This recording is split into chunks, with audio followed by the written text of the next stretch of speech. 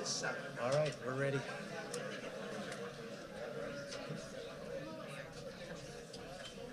Good evening. Being 7 p.m., I'll call to order the McHenry County Board regular meeting of December 20th, 2022. And Ms. Meshes will lead us in the pledge tonight. I pledge allegiance to the flag of the United States of America and to the republic for which it stands, one nation, under God, indivisible, with liberty and justice for all. And for tonight's invocation, we have Pastor Carrie Bauman from River Ridge Church in Spring Grove. Let's pray together.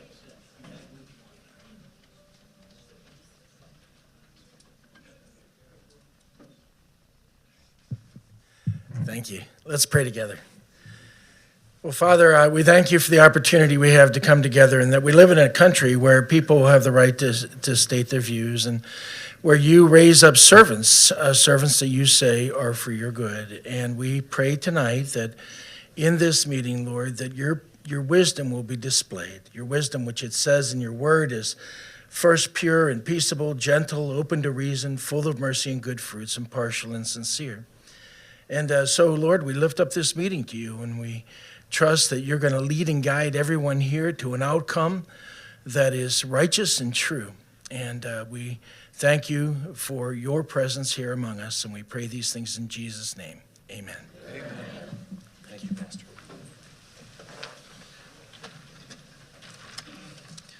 Okay, we'll move on to roll call. Mr. Theriot, could you call the roll, please?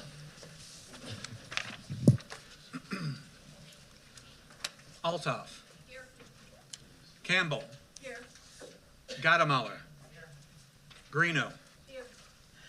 Hendricks. Here. Kaminsky. Present and counted for. Kearns. Here. Kunkel. Here. Meshes. Here. Ness. Here. Reinert. Here. Sager. Here. Shorten. Here. Scala. Present. Smith. Here. Van Hoff. Present. Von Bergen. Here. Wegner. Here. All present, Chairman. Okay, having a quorum, we'll move on to item number 5. I'll entertain a motion to adopt the agenda. Mr. Gadamuller, seconded by Ms. Meshes. All in favor, say aye. Aye. Against? Motion carries.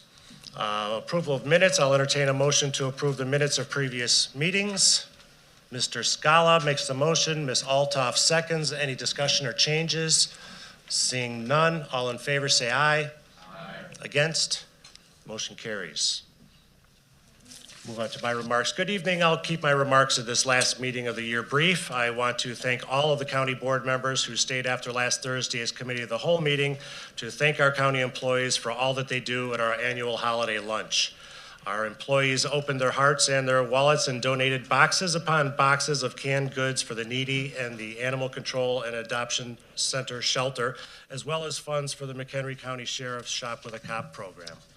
Thank you also to the hardworking elves in county administration and the other departments and elected offices who volunteered to make this event one to remember. Our emergency management agency and the Division of Transportation are watching the potential for a winter storm Thursday into the weekend to give McHenry County and the rest of the Chicago area a very white Christmas. As you all know, forecasts can change and models can be wrong, but regardless, our plow crews, sheriff's deputies, and emergency responders are always prepared for what gets thrown at us. They'll keep us aware, and if heavy snow and blizzard conditions appear likely, they and our communications staff will keep the public informed. That wraps up my report, and I wish all of you and everyone watching at home and in attendance tonight a very Merry Christmas and a Happy New Year. With that, we'll move on to members' comments. Do any members have comments tonight? Ms. Ness? You have to press your button so the red light comes on. I just want to take a few minutes to say thank you to the staff, county board members who were a part of my onboarding experience. They were amazing. And I was impressed by the level of information and commitment, and the staff did just an amazing job in readying me for this. And county board members who answered my numerous phone calls and questions. It helps me to feel like I'm ready to sit in this chair. I wanted to thank all of them very much. Thank you, Ms. Ness. Mr. Kaminsky? Tonight, we're probably going to have a couple of the constituents speak on House Bill 5855. I'd like my fellow county board members to open their hearts and ears and keep their minds open for their concerns. We started a couple of years ago trying to push McHenry County as being a sanctuary gun zone where we have the Second Amendment, that we're for the Second Amendment. Their concerns we should take to heart and then maybe formalize and let our elected leaders downstate know to knock it off. We've known from several Supreme Court decisions over the decades that they always go and support the Second Amendment. And at the end of the day, we may win that victory, but there's a guy over here standing out with his hand asking to be paid for all the legal costs. How wonderful it might be if we've saved some of those costs and maybe take and redone DCFS so we never have an AJ again.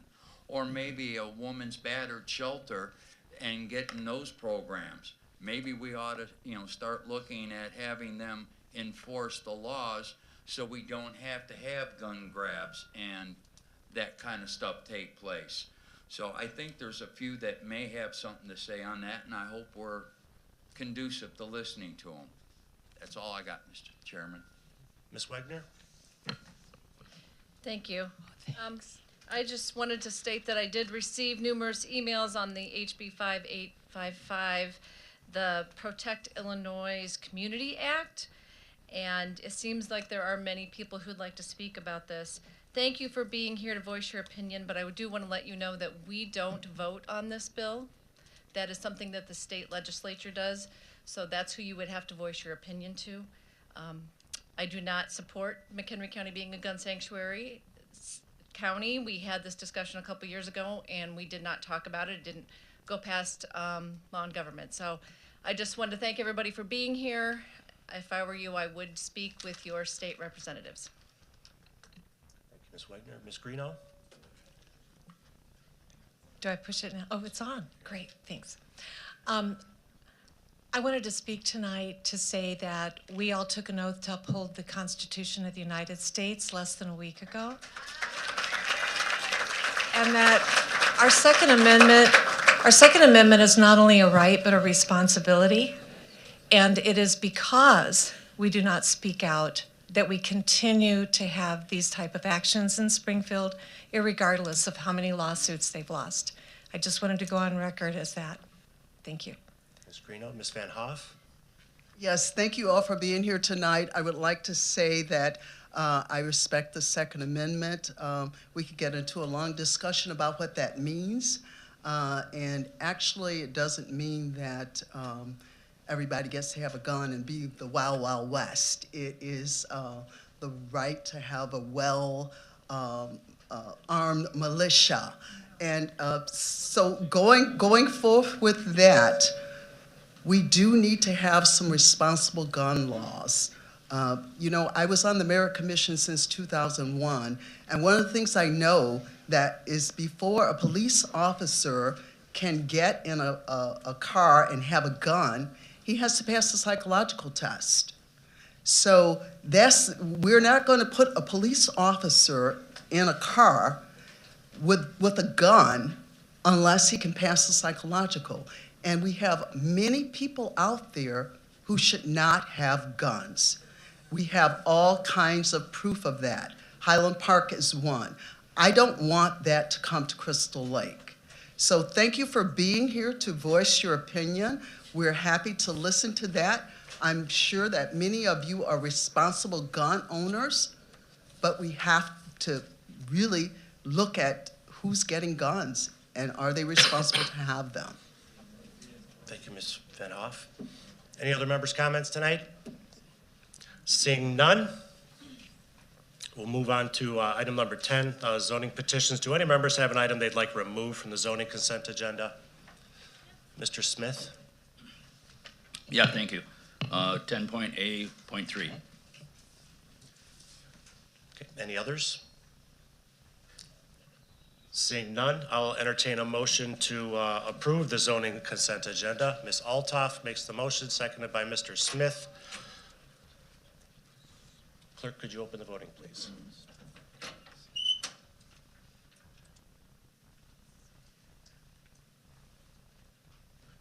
It's open. Okay, the voting is open. Have all voted who wish?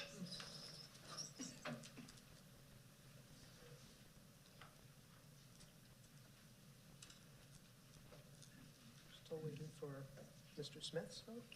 Mr. Smith? There we go.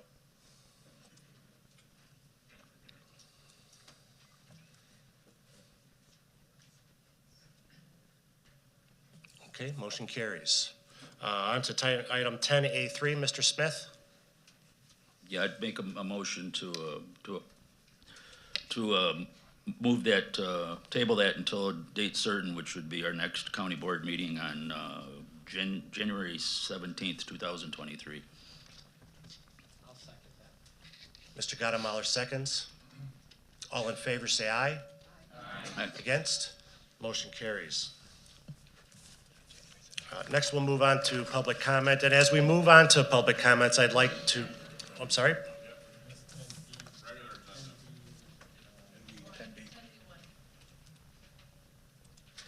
Oh, okay, I'm sorry. I see that. Needs to be bolded. So item 10B1, I'll entertain a motion to adopt 10B1, application 2022-037, Crystal Bowl, Nunda Township, R1, B2, B3. Mr. Smith, seconded by Mr. Scala. Discussion, Mr. Gottemoller? Yes, just for clarification, you should have on your desk, this was something that an objection was filed. However, under the state statute, apparently the objection wasn't filed properly, so that has changed this from being a supermajority vote to a regular vote. So everybody realize what it takes to carry it. A yes vote would be to approve, a no vote would be to reject this request. Yeah, it's just a majority. Ms. Wagner? Thank you. I stated some of my concerns at the committee of the whole meeting, and since then I've spoken with Planning and Development and the state's attorney concerning this resolution. The proposal given to us for the land used in this, if this rezoning is approved, will compromise the area's property value. There is a neighborhood that butts up directly to this property that when, and if it's rezoned, it will be commercial use. That means that the trees, the acres of trees that are there will most likely be cut down, and there will no longer be a visual or a sound buffer between the neighborhood, the personal property, and the businesses. If they're cut down to build this indoor storage facility, the buffer will be gone, will bring lights, traffic, and noise to the neighborhood. So as Mr. Gottemoller said, 20% or more of the contiguous neighbors filed objections. And I have spoken to many other neighbors in the neighborhood too. So in zoning, there are 8 approval standards for rezoning properties. This property does not meet the second one. The second one states, the extent to which property values of the subject property are diminished by the existing zoning, which means that the existing property owners who live next to this commercial land, their property values will decrease, which gives us authority to say no. So I would urge my county board members to vote no to this. Thank you. Thank you, Ms. Wagner. Mr. Sager?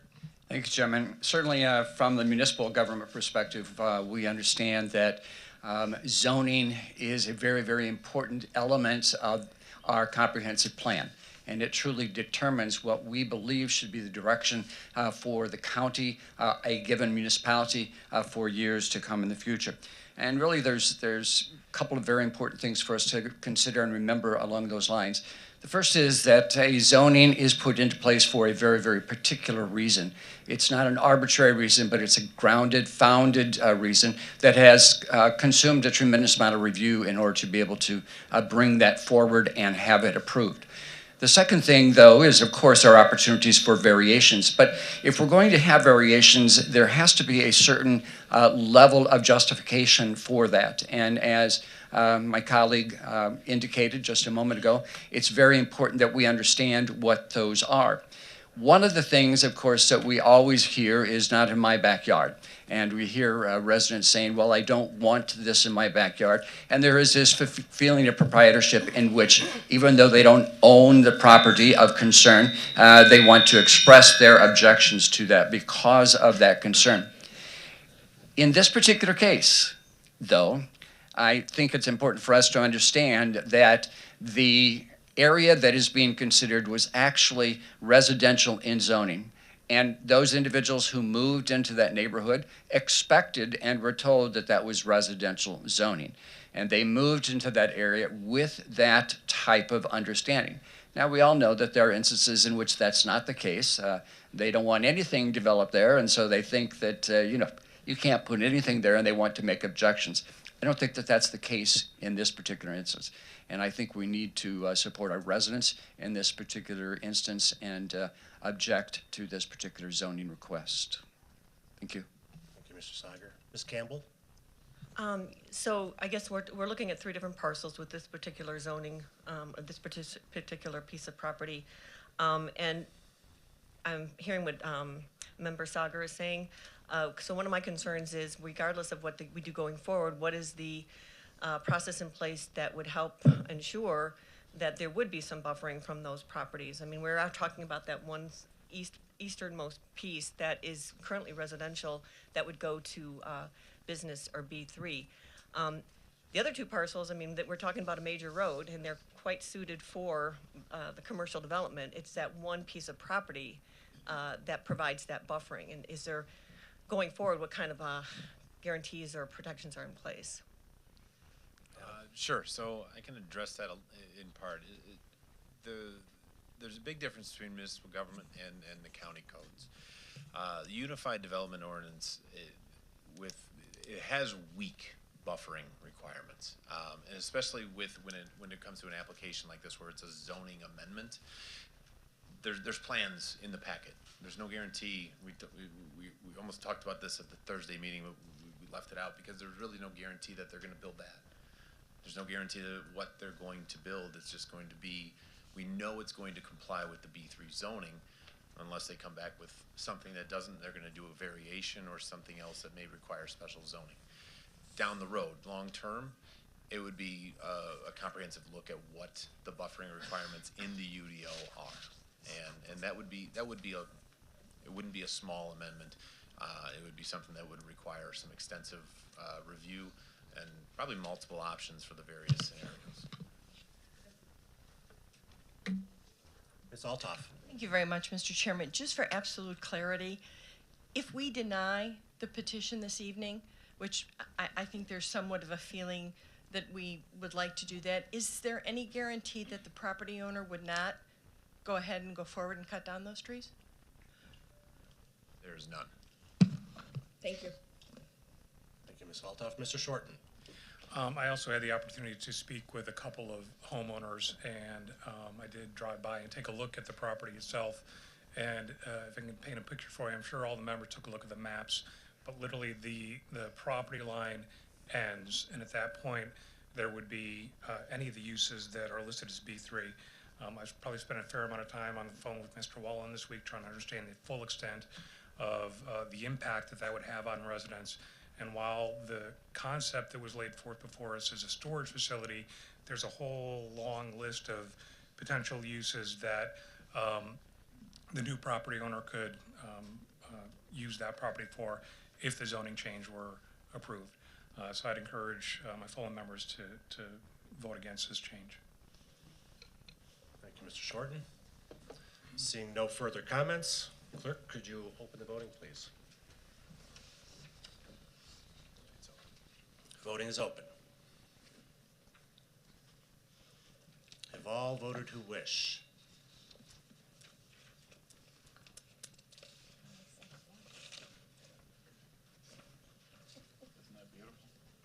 Okay, motion does not carry.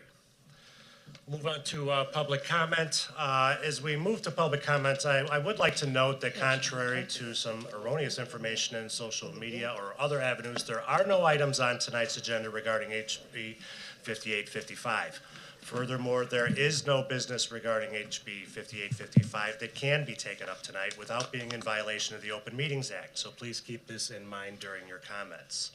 My Law and Government Chair, Ms. Althoff, has informed me that she has asked for a complete analysis of this bill and what its implications would be, and it's not even in its final form to date.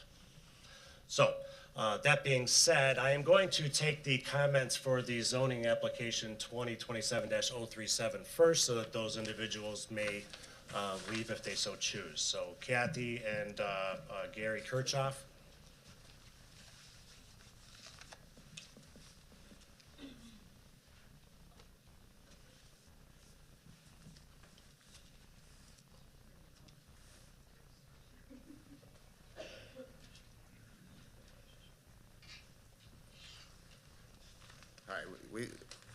I'm Gary, and this is Kathy Kirchhoff. We live at 5609 Marietta Drive, and I want to thank you for not approving the zoning.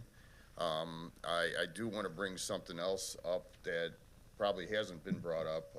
We've struggled for 25 years with water problems in that area. The intersection of Marietta and Terracotta has flooded over and over again because there's a stormwater ditch that comes off of Route 31, comes through my yard, and carries on into Berrien Estates. We haven't had any heavy rains lately, but every time we get a heavy rain, that drainage ditch can't handle the flow. Now, that property where the Crystal Bowl is up higher than our properties, the whole end of our subdivision. So my concern is really to look at the water situation in that area, because if they build and that winds up being all cement, that water's got to run somewhere, and it's going to want to go towards lower land. So I just wanted to bring that up, and as part of the considerations for whatever gets built there. Thank you. Thank you. Thank you. I did neglect to mention that anyone wishing to make comment would have 3 minutes to speak. If the red light comes on in front of me, you would be asked to summarize your comments so that we can move on to the next speaker in a timely fashion. Next would be Valerie Jones.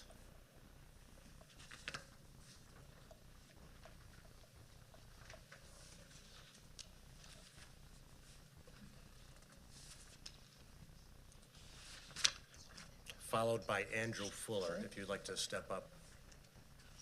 Hi, I'm Valerie Jones. I live at 5511 Rita. My backyard leads right into the Crystal Bowl property. I'm the one who sent the email, and I appreciate all of you hopefully reading it and your votes. It really matters a lot to the neighborhood. I am concerned about the fact that we might see some retaliation by the seller. We have been receiving threatening letters, and I have had threatening emails. You brought up the fact that he could take down the trees, and I understand that. It's more about a barrier between residential and commercial that we want to maintain. And I do expect to see him out there with a chainsaw tomorrow, but that's okay. I just am afraid for my own safety at this point, so I wanted to mention that on the record. Thank you. Thank you. Andrew Fuller. Conrad Ryback.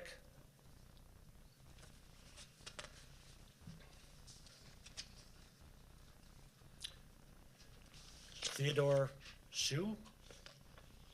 S-H-E-W, or is it Shaw? Yeah, Ted is fine. Good evening, board. Thank you for your service, and thank you for the opportunity to speak. I'm going to ask you to bear with me as I read this and ask you to listen with fresh ears. This This happened in Congress July 4th, 1776. When in the course of human events it becomes necessary for one people to dissolve the political bands which have connected them with another, and to assume among the powers of the earth the separate and equal station to which the laws of nature and of nature's God entitle them, a decent respect to the opinions of mankind requires that they should declare the causes which impel them to the separation. We hold these truths to be self-evident, that all men are created equal, that they are endowed by their Creator with certain unalienable rights, that among these are life, liberty, and the pursuit of happiness, that to secure these rights, governments are instituted among men, deriving their just powers from the consent of the governed, that whenever any form of government becomes destructive of these ends, it is the right of the people to alter or abolish it, and to institute new government, laying its foundation on such principles, and organizing its powers in such form as to them shall seem most likely to affect their safety and happiness. I read that because in the state of Illinois, it seems that our legislature has forgotten this. They've forgotten that it's their duty to represent the people and to safeguard the people.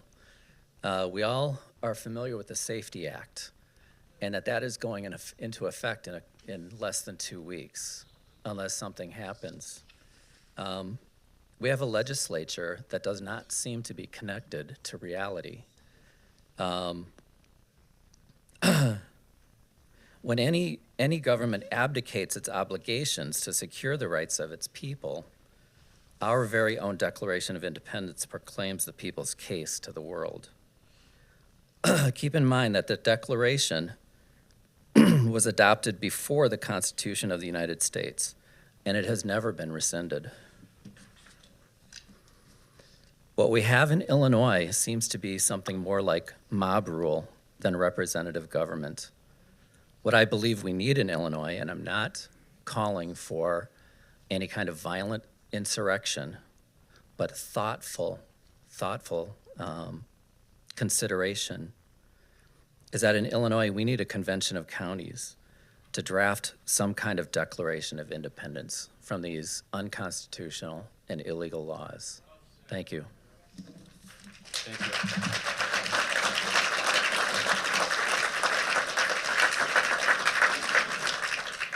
Jennifer Lindner, followed by Rich Lindner.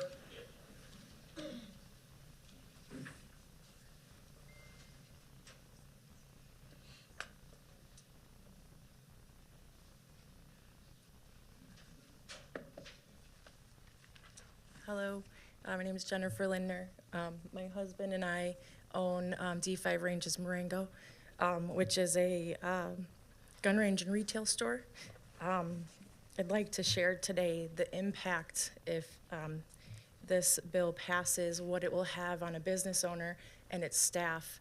I just want to give you some brief bullet points to compare sales. If this bill as written, which is very vague, passes, we would have lost potentially $1.8 million in sales last year as a business owner. Roughly take about 20% of that as a profit. Amongst that is our training, our classes, our employees, their salaries, their payroll, our instructors, and his payroll. And this year to date, it would put us about at a $1.5 million loss. There are, of the firearms that would be included in this vague bill, those firearms would not be able to have been sold, and we would have lost that. That would inevitably shut us down. And we're here to support our community, our law enforcement. Our facility is a training facility. We train on a daily basis, not only our community, but also our law enforcement and our tactical teams. And that facility would not be there anymore for those law enforcement officers to come and train, because we wouldn't be able to keep our doors open.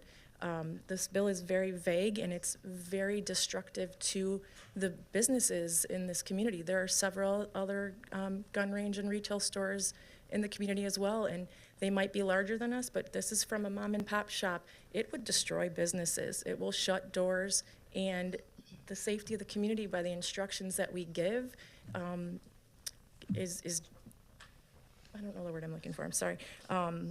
it puts it in harm's way of keeping that safety there for our people. But that's just wanted to give you a few, like a brief view into what it would look like as one of the business owners in this county. And we ask for you to take that into consideration instead of just opposing it because of gun restrictions. And we appreciate and understand everybody's side on it, but please try to view it from our side where it's harmful to our business.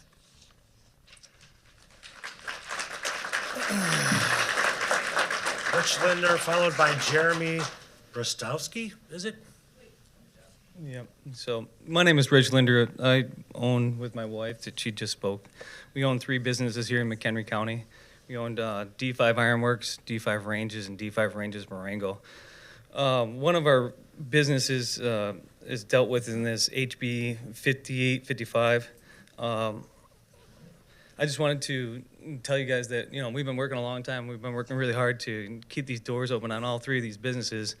And if this thing does pass, it could be detrimental for our family and for the people that work for us. We employ roughly 40 to 50 people here in the McHenry County area. And,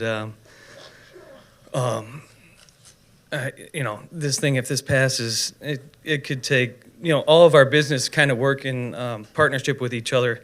And it could potentially take down a few of our other businesses also if this bill is to pass. And so I just wanted to voice my opinion and tell you that that we're extremely against this. So thanks for your time. Jeremy Brostowski,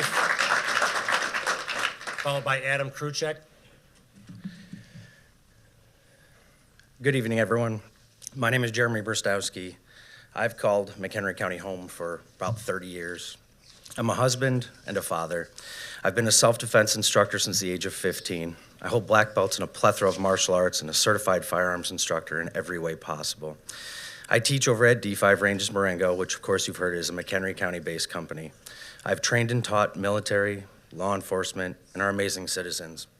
I have and will continue to dedicate my life to teaching people on how to defend themselves and their loved ones. 1,029,615. That's approximately how many lives were saved in 2021 with firearms, the same ones this state wants to take away from us. We should all have the inalienable right to self-preservation, and what provides us with that right? The Second Amendment. What keeps that right? The phrase, shall not be infringed. At this very moment, the Second Amendment is being infringed upon and being destroyed in Illinois with HB 5855. With that bill, they are stripping away good law-abiding citizens' rights to adequately defend themselves and placing the control into the hands of criminals. This bill will be empowering the bad guys and making criminals of the good guys. Every single day, I sit face-to-face with a student, someone who lives in fear and wants a way to survive, and sometimes that way is with a firearm, most likely one that will be banned. Don't take that ability away from those people and people in this room, please. Calling this an assault weapons ban is a false phrase. This is a ban on most self-defense firearms. Let the state of Illinois know that we, the people, will not allow our rights to be taken away in McHenry County, that we, the people, have a right to defend our lives and the lives of our loved ones, because we truly are our family's first responders. Thank you.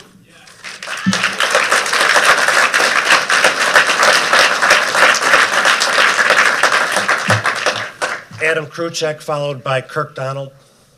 Hello. Thank you for allowing the dialogue. I appreciate it. There was a comment made to speak to downstate. I don't really have the ability to get down there and get a microphone. I appreciate this opportunity here. And they probably would listen to you more than just my one email.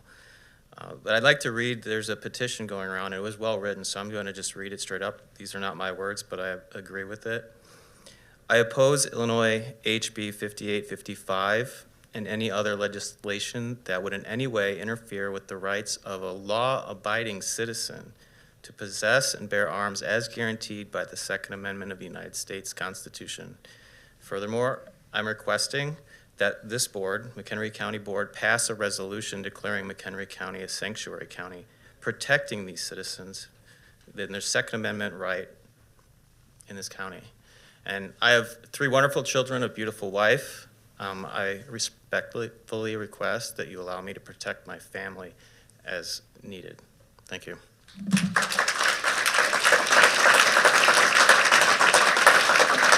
Kirk Donald, followed by Mike McKenna.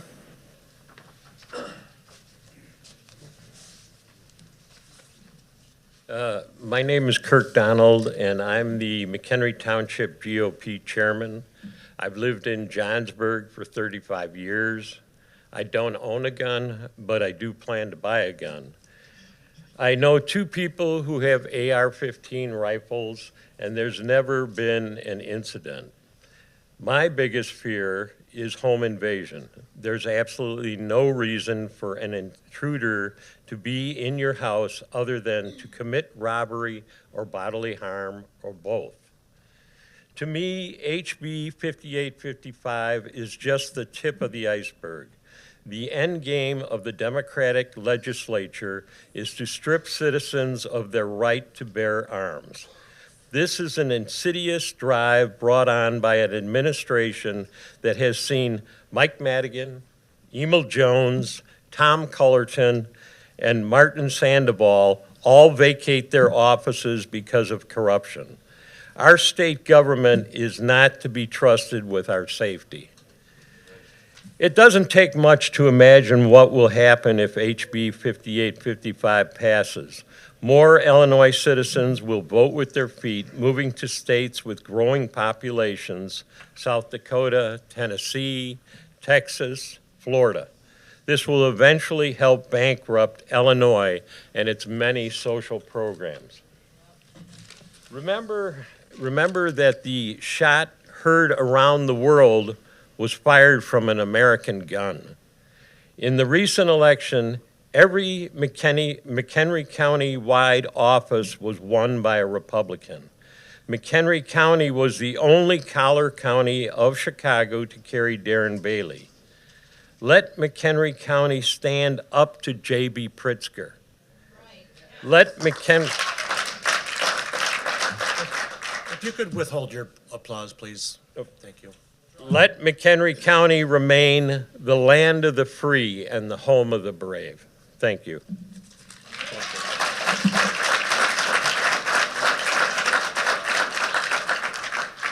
Mike McKenna, followed by James Melton.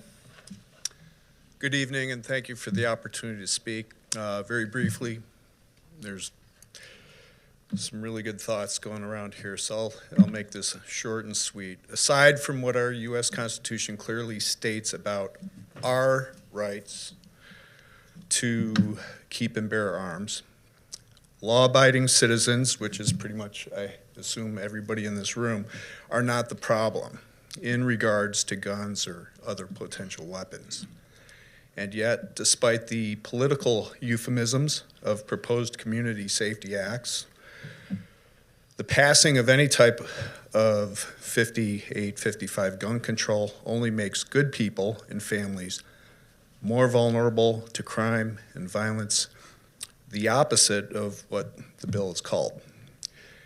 In short, any additional proposed measures to control guns hurts people like us and you, while bad guys with guns and weapons find more people to prey upon. If someone breaks into my home, do I just watch as they attack my wife and kids, hit them with a pillow?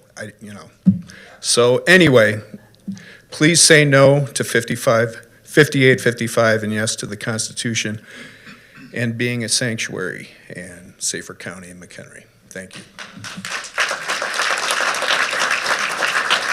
James Melton, followed by Andrew Snarsky. Members of the board, thank you for the opportunity to speak to you. My name is James Melton. I am an associate pastor here in McHenry. I'm also a veteran of the United States Army. I'm a father of 5, and I'm here before you because I have no other options. So aside from being able to fill out witness slips, send emails, be on a voicemail, you are my only means of help. As you have looked to veterans, as you have looked to service members to serve you, I need you to serve me. I need your help to go to Springfield, to go on my behalf, to say something, because otherwise it's just not going to be heard. So why am I here? I am here in regards to HB 5855, and I fully understand there are concerns around firearms. What I don't understand is why this law is trying to be passed. This is a law that will instantly make me and many people in this room felons. That can't be. We can't allow that to happen overnight. We need your help to stand up for us, to keep us, as we always have been, as I have been for years, a citizen, respecting the law, have safely held and worn my firearm for year after year. I need your help to protect me and the many other people here. Aside from the businesses, aside from the other concerns, let us do what we're doing now, to come together and actually discuss this stuff, to actually bring some expertise into this. Thank you.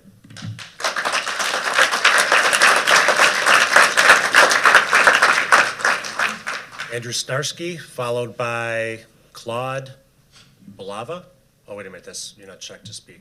Adam Snaver.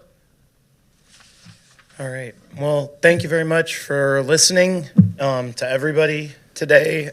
I know it's hard. There's a lot going on. But when it comes to this bill, why am I here? You are my county board. I don't agree with the state. I've already filed witness slips. I've done everything I can with the state. You're my next. You're my local municipal county board. I would like your help. We need to make sure this does not come to McHenry County. As James just said, you are going to make felons out of a lot of people in this county immediately if we don't take action and defend the people of the county. There were comments about militias. Illinois Constitution states any eligible person is automatically in the militia. So if you want to say a well-regulated militia, every one of us are part of the militia based on the Illinois Constitution as it reads today. We should have a right to defend ourselves in any way. I don't want to see any more gun laws than already are on the books. We've gone too far. We've infringed on the Second Amendment. And what's next after they're done with the Second Amendment? If you have no right to defend yourself, free speech is coming next. And that can be free speech on either side. It is not one side or the other. It is all sides. One party could dictate what free speech is for another, and then you have to listen to the controlling side. Allow us to have some way to defend ourselves from people who would infringe on our freedoms, our God-given freedoms of free speech and the right to defend ourselves. Thank you very much. Have a nice evening.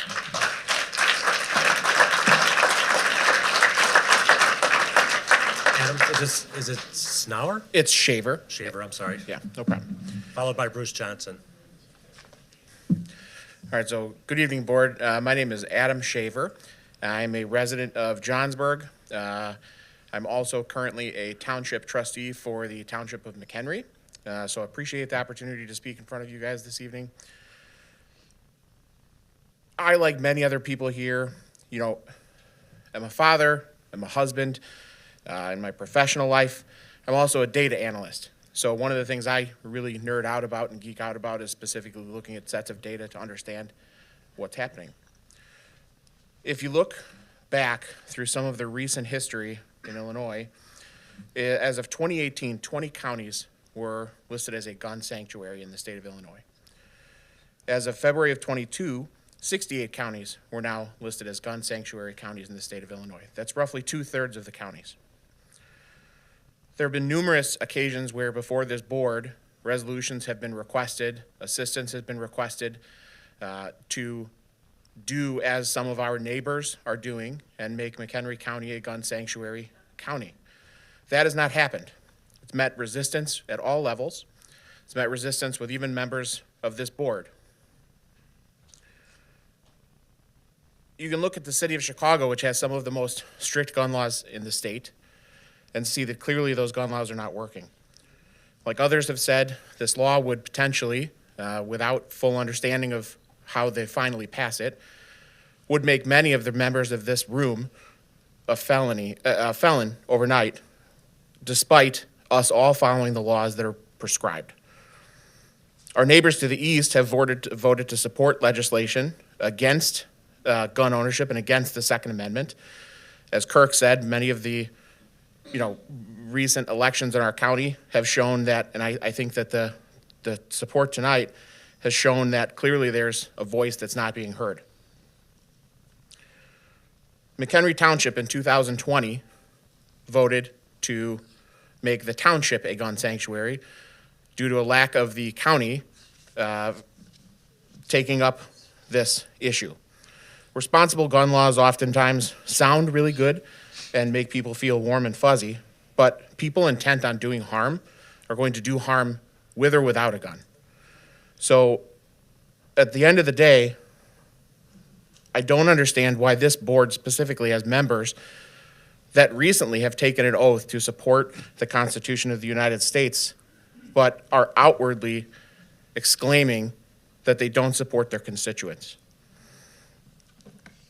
While the board doesn't vote on this issue, you all have the ability to take this issue up with the state legislature, with the state as a whole, and within our county.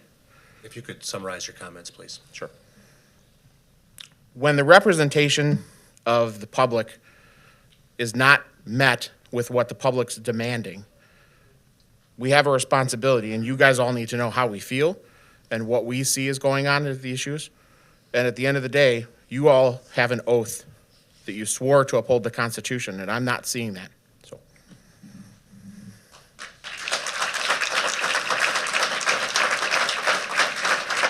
Bruce Johnson, followed by John Pletz. Good evening, County Board members. My name is Bruce Johnson. I'm here on behalf of a group that my wife and I started called We the People in McHenry County. A number of our group are here with us tonight and have been asked to stand with me in support as I speak. I asked them to do this in lieu of several of them asking to speak tonight in consideration of the limited time for public comment. All respect for the board is intended by doing this. I would like to congratulate all of you for stepping up, running for your elected positions, and winning your race. Earlier this month, you were sworn in and are now bound by the oath that you took as part of your office. With all due respect, as our elected officials, we expect for each of you to honor this oath that you have taken. Up until just a few years ago, I myself had taken many of the rights and liberties as an American citizen for granted. We have enjoyed a life of freedom, liberty, and have pursued our own happiness as a God-given right. For over 40 years as a husband, father, and grandfather, I count myself blessed among men. We love McHenry County, its people, its conservative values, and have lived peaceably here for over 30 years, living our American dream. The United States of America is the greatest country in the history of the world because of our reverence for God, country, family, and our freedom. All of this was made possible by our founding fathers who embodied these values into the incredible document known as our United States Constitution. Many countries have risen and fallen during these times. We have stood strong because of our unalienable rights as spelled out in the U.S. Constitution. Our Second Amendment right is one of the most sacred rights, and to have our state government attempt to infringe upon these rights is unconstitutional. Section 22 of the Illinois Constitution clearly states, right to arms. Subject only to the police power, the right of the individual citizen to keep and bear arms shall not be infringed. Now, regarding the pending state resolution HB 5855 that is presently before the state legislature, we stand before you today in opposition to the adoption of this proposed state law that would directly infringe upon our Second Amendment rights to keep and bear arms. I would expect that all of you have received, and I refer to the county board members, have received the email from my wife Cindy that she had sent out yesterday to each of you, and hopefully you've had a chance to open that and review it. We ask for you, our county board, to join more than apparently over 60 Illinois counties who have adopted resolutions to oppose any infringement on our Second Amendment rights. I am providing hard copies of the resolution number R 2022-102, which was adopted by the County Board of Iroquois County that just this last week as an example to follow. I also know that a fellow McHenry County group is circulating a similar petition for the board to consider. McHenry County is one of the last bastions of constitutional freedom here in Northeast Illinois. We ask you to take a stand to preserve this county now and into the future. When you've vowed by oath and signature on December Summarize 5th, your comments, please. 2022, to uphold and support the Constitution of the United States and the state of Illinois. We, the people, expect that you will honor these commitments. Thank you for this opportunity to hear our voices. Merry Christmas to you and a blessed future to us all. Thank you.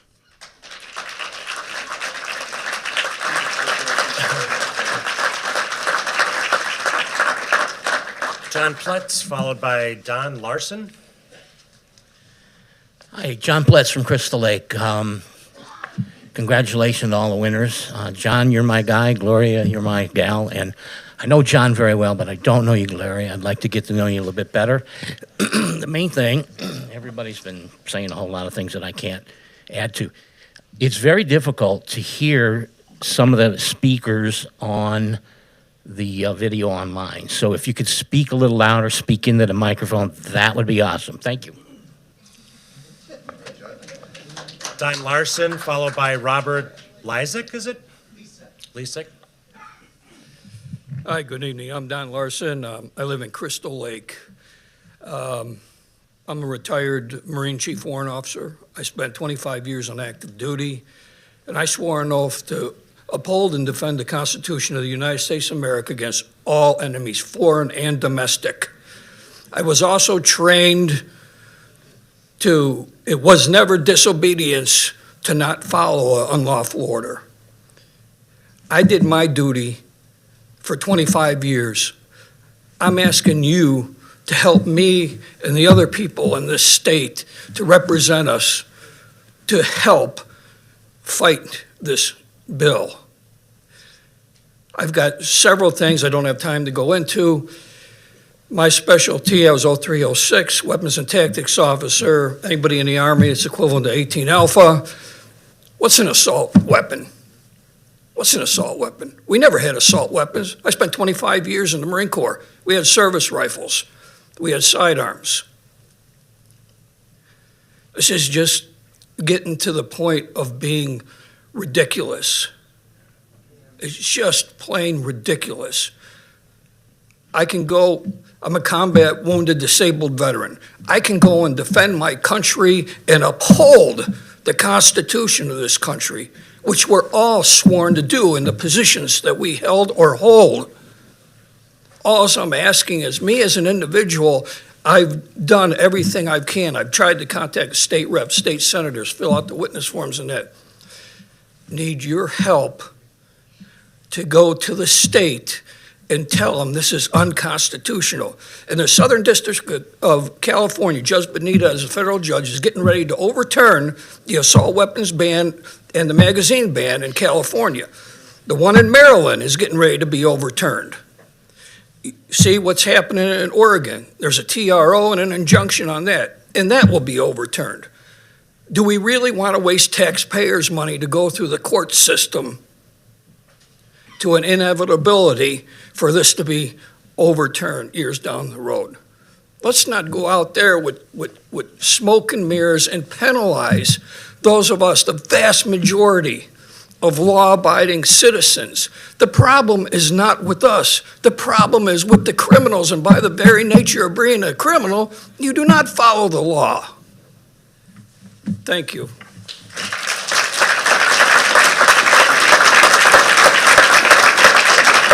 Robert Lysick, followed by Steve Rainsford. Robert Lysick, Marengo, Illinois. I've been a resident here for over 30 years, raised my children and grandchildren. I'm hoping to maybe point out a couple of things to some of the board members they may not know.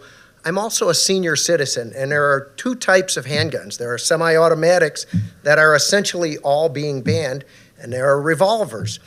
A revolver, to properly fire it, requires 10 to 15 pounds of grip strength and force. Many senior citizens with arthritis don't have that much strength. So those senior citizens will be disenfranchised, and they will lose the ability to defend themselves if you force them to only use a revolver. I was goose hunting yesterday. I use a semi-automatic shotgun. It only fires 3 rounds. Shotgun I use, that semi-automatic action absorbs some of the energy, so all of that force doesn't go into my shoulder. Makes it so as I get older, I can still go out hunting. There's a lot of things in this law that just don't make a lot of sense. Thank you very much for your time, folks. Rainsford. Hello, my name is Steve Rainsford, and I'm a resident of McHenry County and Lake in the Hills. I'll get right to the point, and I'll make it quick. What does HB 5855 do? It makes owning magazines more than 10 rounds illegal. If you ever bought a pistol like a Glock or a Sig Sauer that comes with standard capacity magazines, they usually come with 15-round magazines. You have one of them, that's an automatic felony. You have two of them, those charges are upped, meaning you are double, well, I won't say the word.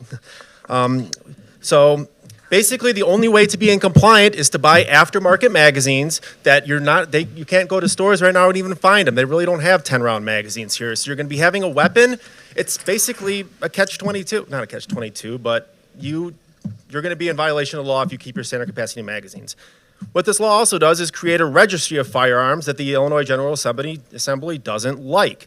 And the only way to comply is to list all of your firearms that are in this category, which it's a violation of the 1986 Firearm Motors Protection Act. And it's a federal law that states specifically that the government, whether it be federal, state, or local, cannot create a database or registry of firearm motors or guns, and that's it. So it's already illegal. This legislation is already illegal.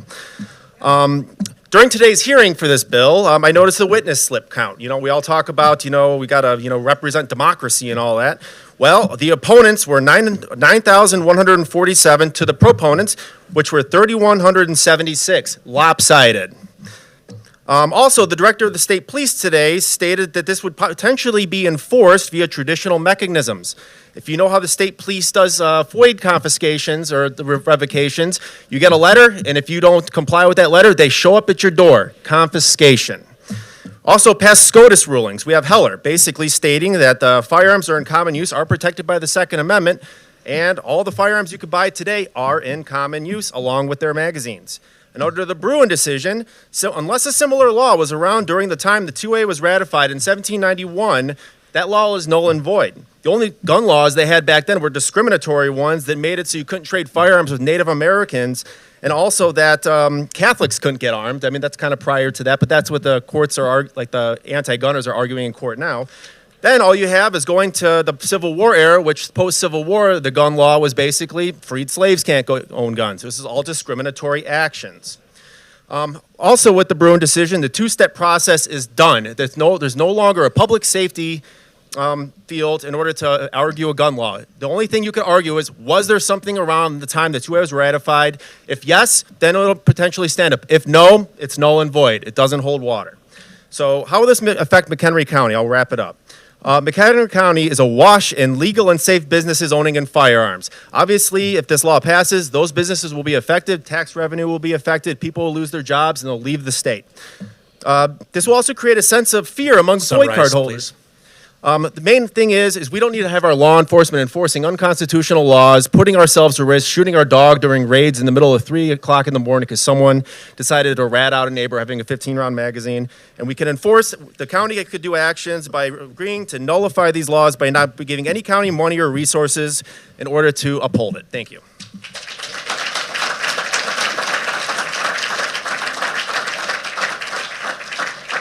Thank you all for your comments. We're going to move on to there's nobody else that was checked to speak.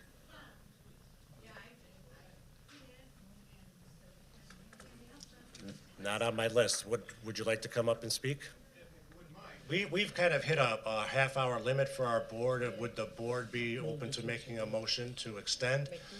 Mr. Kaminsky, seconded by Mr. Shorten. All in favor, say aye. Aye. Against? Okay, motion carries.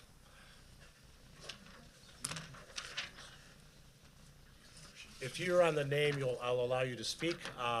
If you could please announce your name so I could cross you off the list. But the names that I had called before were everybody who had checked the box to speak. So approach, please. Might have been my mistake in how I placed it, but I thought I was first on the list. That's quite all right. Ladies and gentlemen of the board, thank you so much for your time and attention and your consideration, service to the county. I know it's not easy being a public servant in these times. Thank you. Ken Nielsen. Thank you. My name is Ken Nielsen. I'm a county resident, a homeschooling father of 4, a retired law enforcement officer, 31 years with McHenry County Sheriff's Office, patrol operations, and a military veteran, as was my father and my grandfathers before. all of whom are McHenry County residents. I'm speaking tonight about a resolution making McHenry County a Second Amendment sanctuary.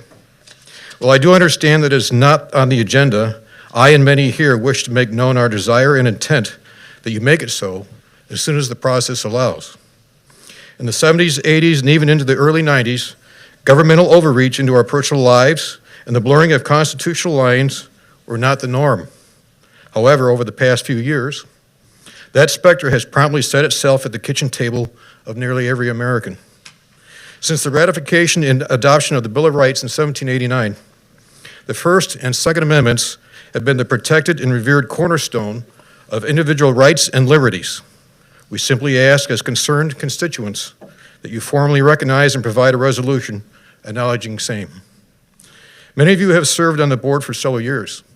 I am certain you have actively participated in resolutions far more trivial than the formal affirmation of a constitutional right. Please seek to remedy that as soon as possible. Nearly 70 Illinois counties have already done so. Let's add our voice and not be left behind. Again, thank you for your patience and the extra consideration. Merry Christmas to all of you.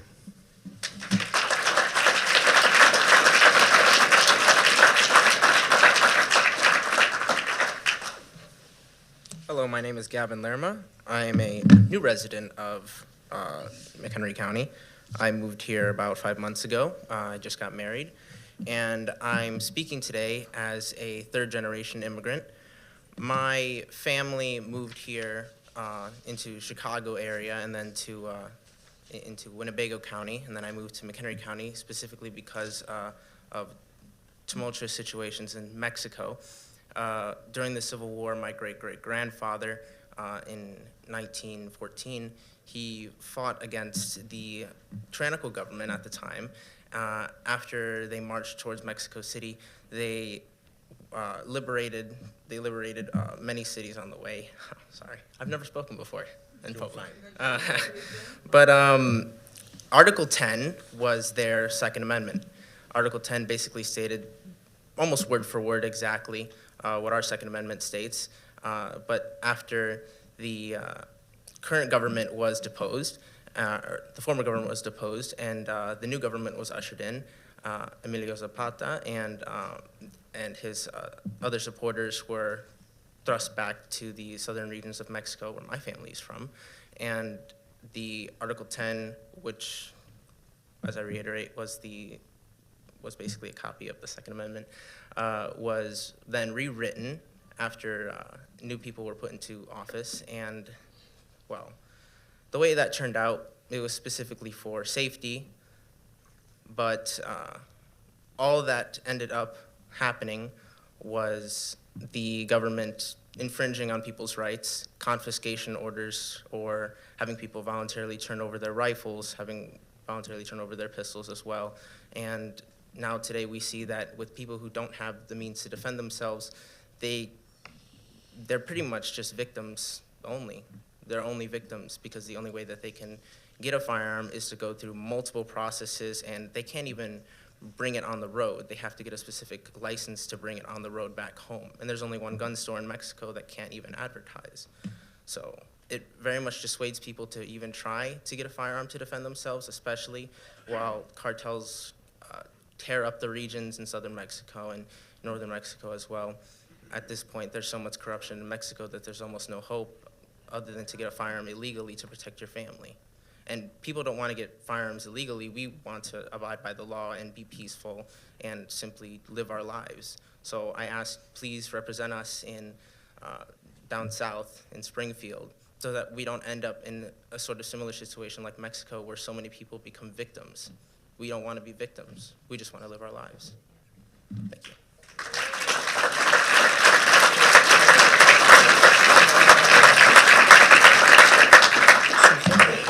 Hello, my name is Karen. I'd like to wish all a Merry Christmas and take a moment to talk about gifts and remind us all that our inalienable rights are gifts given to us from God, not politicians.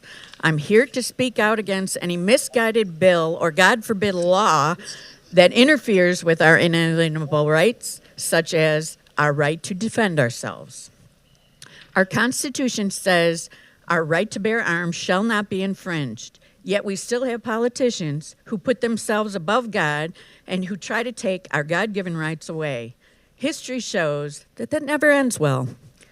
Let's say you're not a believer. I get that.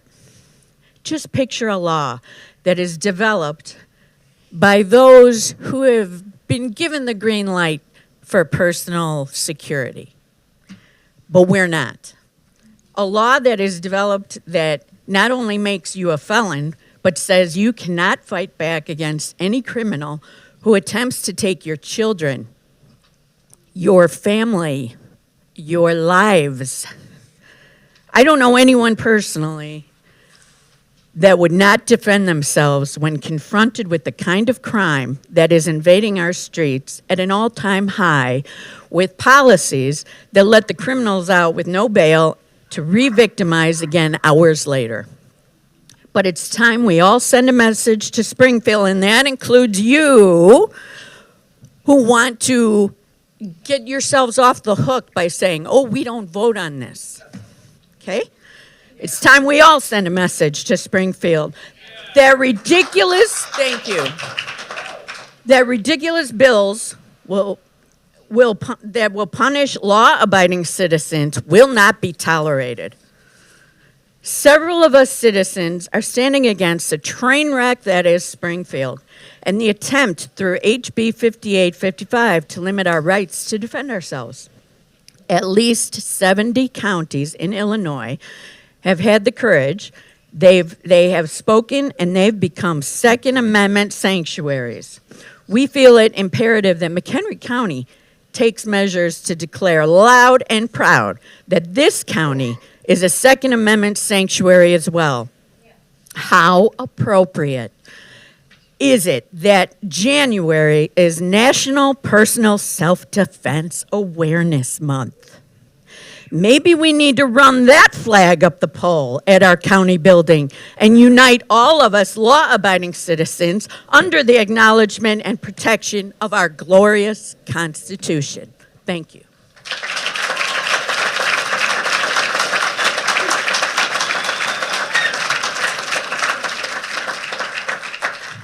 Good evening. Thank you for listening to me. My name is Kathleen Anderson. I live in Huntley. I'm here tonight to implore you as a county board to adopt a resolution to make McHenry a sanctuary county. HB 5855 violates the Second Amendment. Guns are not the issue. There are already laws in place concerning gun ownership. The criminals that are killing people with guns are breaking existing laws. How will additional restrictions on gun ownership change anything other than taking away guns from law-abiding citizens? The criminals will continue to have guns and kill innocent people. We need to enforce the current laws that are on the books. We need to arrest and fully prosecute these laws. We need to be tough on crime, not on the weapon. It's not the gun, it's the person. HB 5855 will only hurt law-abiding citizens, stripping them of their constitutional right. Thank you very much, and Merry Christmas.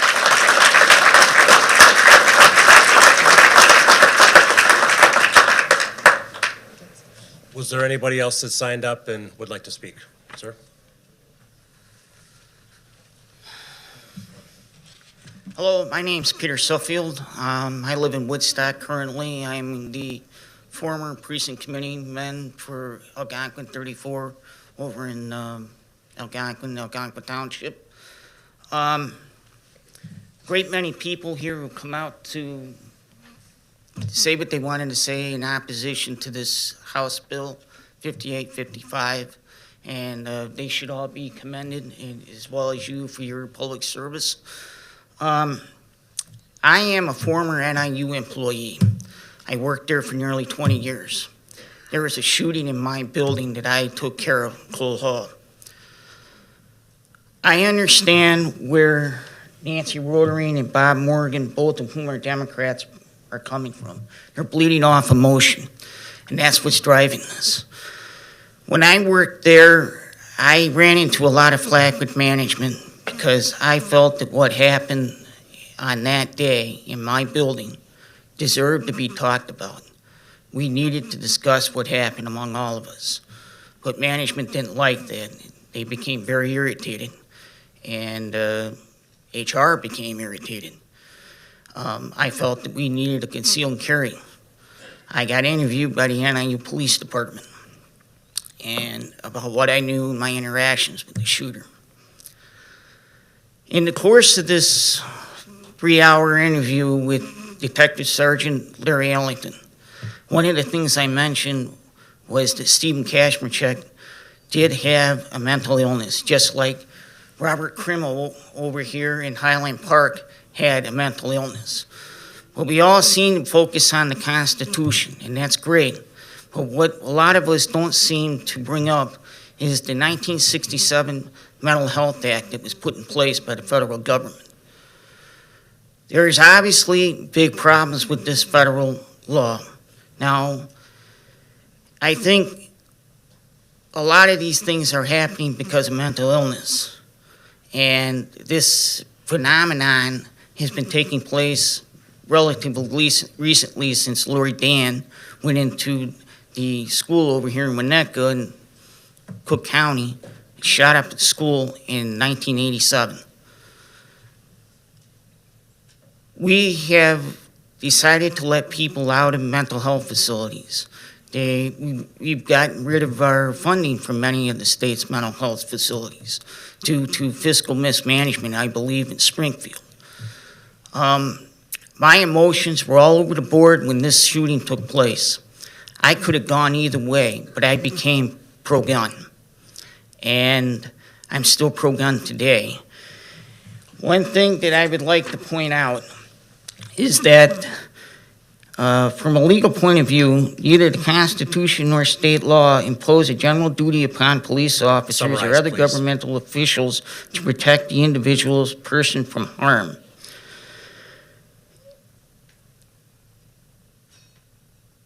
The Supreme Court has repeatedly held that the government has only a duty to protect persons who are in custody. The Supreme Court has made it clear that law enforcement agencies are not required to provide protection to the citizens who are forced to pay the police for services. In many of our counties, they're very rural. It takes a long time for the police to show up, sometimes over an hour, especially in the lower 37 counties. Could you summarize your comments, please?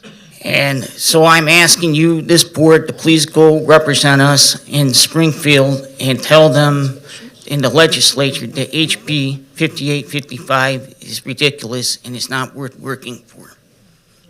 Thank you.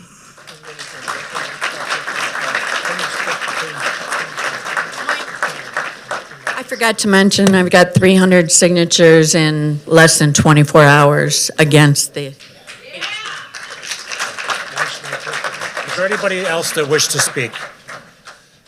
Seeing none, we will move on to new and unfinished business. I would like to take these items as a sort of consent agenda if we could.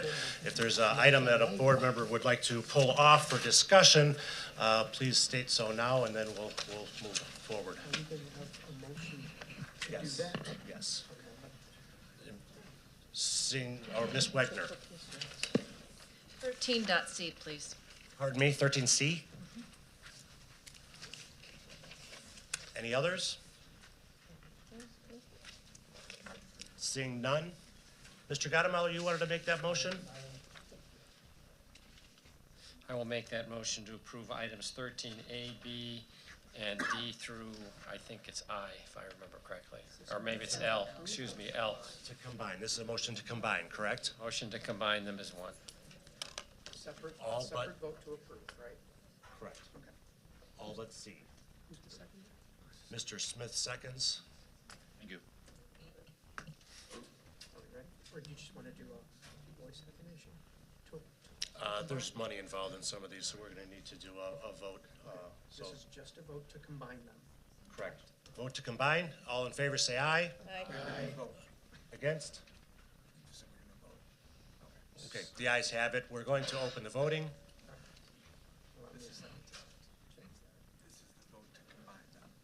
This is the vote to approve the combined. We just took a voice vote to approve the combination. This is the vote to approve all of those items. the combined items?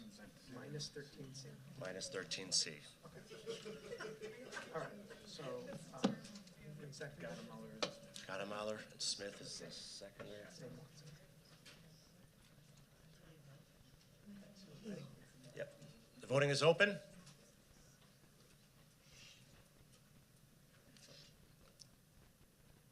Have all voted who wish?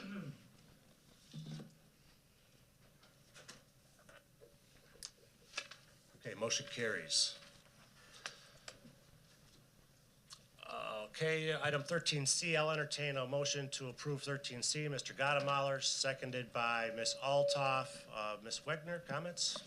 Yes, the Committee on Committees should be driven by the whole committee. The decisions should be made by the whole committee. Those leading this committee a couple weeks ago, along with those others that were not on the county board who wanted to have influence on the way the board was run, they all came into the meeting with a plan to who would be on certain committees with leadership positions. Some of the board rules were followed and others were cast aside, so the leaders could create the committee structure they wished. If you look at the makeup of our board and the makeup of the committee leadership, there is a gap. Our constituents would like us to collaborate and have committee leaders and members who represent this county. So due to the way the meeting was run and the outcome of the meeting, I will be a no vote on this resolution. Any other comments? Ms. Van Hoff? Yes. First of all, I would like to thank the Committee on Committees member for the job you did. You had a really difficult job. It was kind of like being Santa Claus and trying to give everyone everything they wanted. And I know that that was impossible. We have 7 standing committees, and just to give everyone everything they wanted was a difficult task. I was really pleased that through collaboration and communication that I was able to get on the committees that I requested that I be on, and I thank you for that. But I would like to say that, voicing what Kelly Wegner has said, being our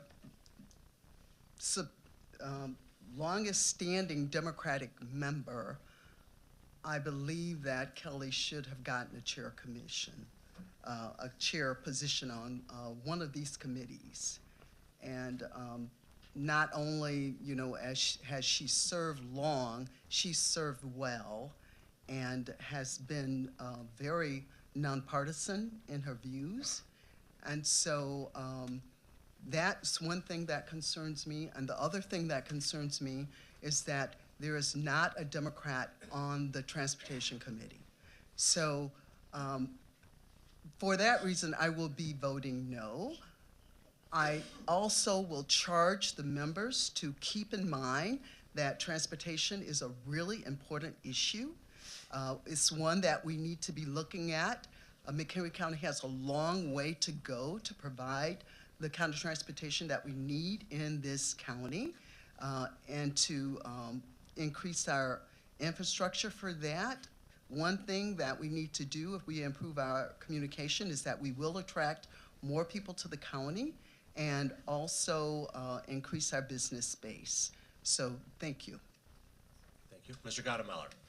Yes, since I chaired that, I would like the opportunity to respond, which is first and foremost, the way this is done is that yes, many people brought in lists. I would note that Ms. Wegner also had a list that she handed out at the meeting as to what things she suggested and where they would be. So the fact that we had lists there is no surprise.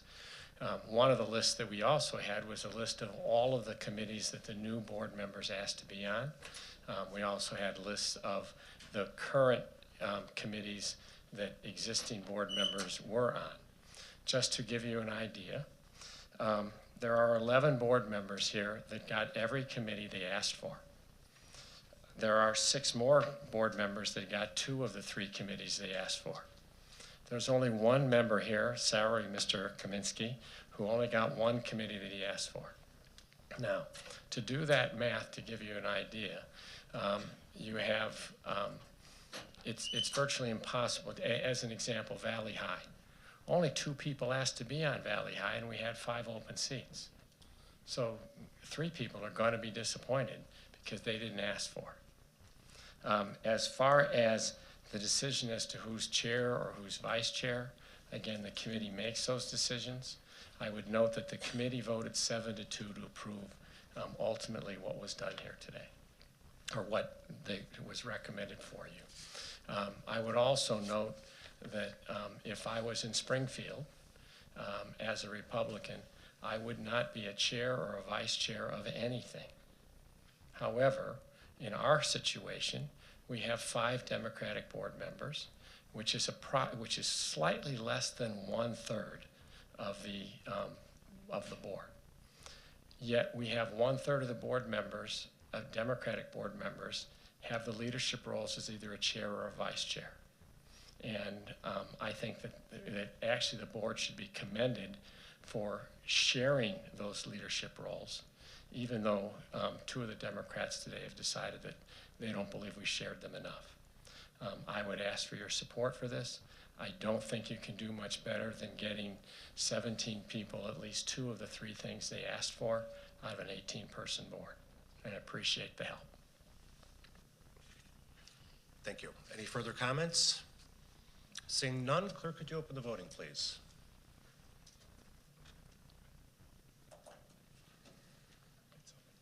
Voting is open. Have all voted who wish?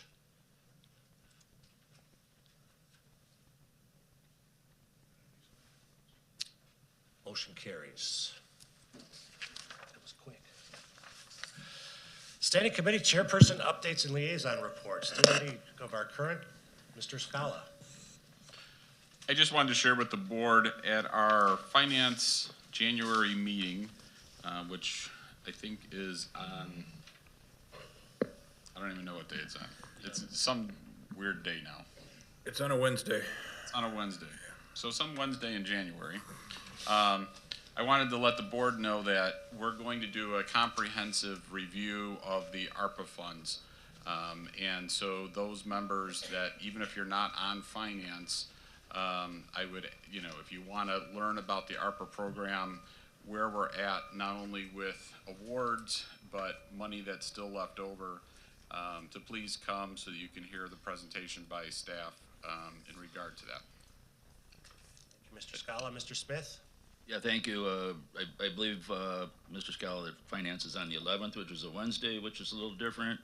And our planning, environment, and development meeting is on a Monday, which for the previous members that are still on that is different, because typically they'd be on Tuesday. So it is Monday the 9th at 8:30. Thank you. Thank you. Ms. Wagner? Thank you. Had the Conservation District just prior to this one, wanted to let you know that registration is open for winter programs.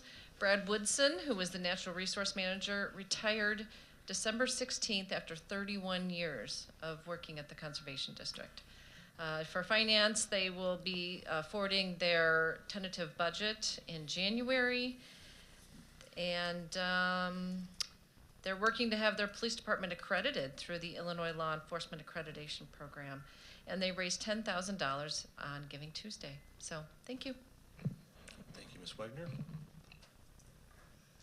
Okay, move on to, do any board members have an item they'd like removed from the routine consent agenda? There's not much on there. Seeing none, I'll entertain a motion to approve the routine consent agenda. Mr. Sager makes a motion, Mr. Shorten seconds. Clerk, could you open the voting, please?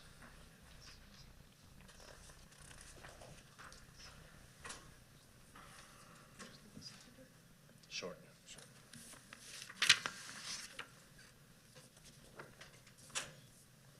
Open. Voting is open. Have all voted who wish?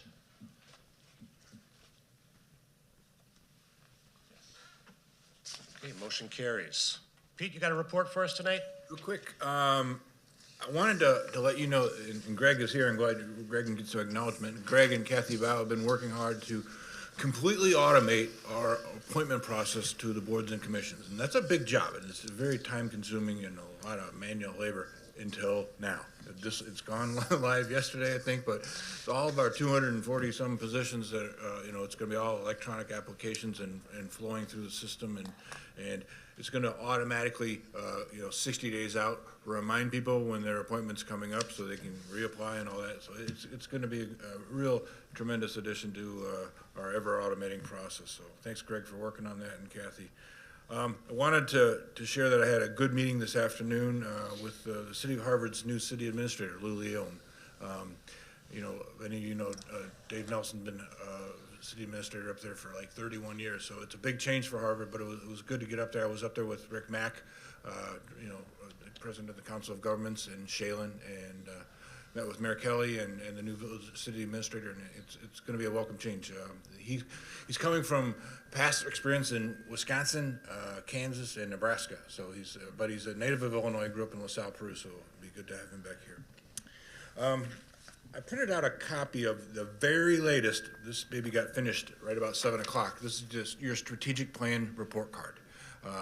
Alicia Schuler updates this monthly, and as part of our strategic planning process, we want to continually document progress that we're making towards a strategic plan. And she made a number of additions this afternoon, and Scott and I edited them a little bit, so it's ready to go. But particularly new county board members, I'd urge you to take a look at that. It's on the website. You can take a look at that over the long break, and be ready to discuss this a little more in depth on after your COW meeting on the 12th. And then finally, I just wanted to briefly touch on the weather that we know is going to be a big issue the next coming days. We're very aware. Everyone's kind of watching and waiting to see what's going to happen. We're going to be meeting tomorrow afternoon. There's a statewide virtual meeting. The state always does these big meetings when these big weather events come, and I think that's going to be in the 1 or 2 o'clock range when we'll get the notice in the morning. After that, we as a staff, and I think Chairman Bueller is going to join us, going to meet with the DOT, the Sheriff's Office, EMA, and the courts, and kind of reassess what's looking like Wednesday afternoon. Really most concerned about Friday. We have a larger group that we already have a meeting on the calendar set for Thursday morning at 8:30. Judge Camille, your new chief judge, is going to be there and helping us guide decision making as to what Thursday afternoon and Friday looks like. But we're hoping for the best, but preparing for the worst, and we'll keep everybody informed of what's coming. So, thank you. Where can we find the strategic board report card? It is under County Board and Strategic Plan. I think you can get there in about 4 clicks. Thanks for asking. That's all I have. Merry Christmas. Thank you, Pete. I'll entertain a motion to adjourn. Mr. Smith, seconded by Ms. Greeno. All in favor, say aye. Aye. Against? Have a good night. And a Merry Christmas. Merry Christmas.